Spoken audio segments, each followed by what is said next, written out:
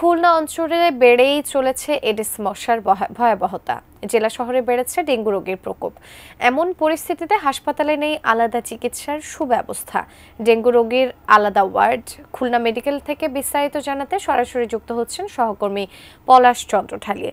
পলাশ, কি দেখছেন? ডেঙ্গু পরিস্থিতির খবরাখবর জানবো এবং প্রতিদিন কত হারে ডেঙ্গু রোগী হসপিটালে আসছেন এবং সুস্থতার হার কেমন সে বিষয়ে জানাবেন। ধন্যবাদ। যেমনটি বলছিলেন যে খুলনা মেডিকেলে মূলত খুলনার যে পার্শ্ববর্তী যে সকল জেলা দূর দূরান্ত থেকে কুষ্টিয়া, এদিকে গোপালগঞ্জ, নড়াইল, যশোর এসব জায়গা থেকে ডেঙ্গু রোগী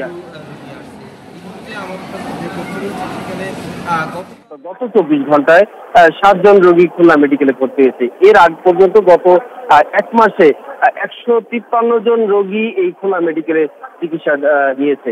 এখন পর্যন্ত অবস্থান করছে 33 জন রোগী খুলনা মেডিকেলে অবস্থান করছে। এছাড়াও খুলনার যে সকল যে খুলনা যে উপজেলাগুলো রয়েছে সেখানেও কিন্তু 2-1 জন করে ডেঙ্গু রোগী কিন্তু অ্যাডমিট নিচ্ছে প্রতিদিন। কিন্তু সমস্যাটা হচ্ছে খুলনা মেডিকেলে আমরা যেটি দেখলাম যে ডেঙ্গুর জন্য কিন্তু আলাদা কোনো ওয়ার্ড নাই এবং যেহেতু খুলনা মেডিকেলে আপনি জানেন যে দীর্ঘ সময় বেশ কয়েকদিন হলো হাসপাতালের যে প্রশাসনিক যে কাঠামো সেটা কিন্তু এই মুহূর্তে একটু নাজুক অবস্থায় আছে। পরিচালক যেহেতু নাই খুলনা মেডিকেল, সেক্ষেত্রে কিন্তু কিছুটা নাজুক অবস্থা রয়েছে। আমরা বিভিন্ন ওয়ার্ডে দেখলাম যে ডেঙ্গু রোগী রয়েছে, সেখানে কিন্তু কোনো রকম সেফটির ব্যবস্থা নাই এবং ডেঙ্গু রোগীদের জন্য সাধারণত যে মশারির ভিতরে রাখার কথা সে ধরনের কোনো ব্যবস্থাও কিন্তু আমরা দেখতে পাইনি। এই মুহূর্তে 33 জন রোগী খুলনা মেডিকেলে রয়েছে।